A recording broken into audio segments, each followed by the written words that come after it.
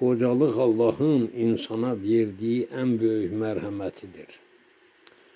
Ve Allah Teala Yasin suresinde insanın qocaları, yani qocalmasının əlamətlərini bir deyir və yaşdaşında insan uşaq xasiyyətini düşür.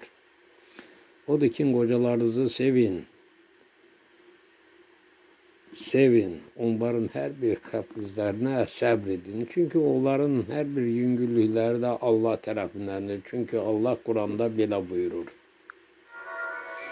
Herkese uzun ömür versek, onu hilgetçe değişip tersine çevirerik. Başka şekle salarız. Nüvvesini alar, gözünün nurunu aparar.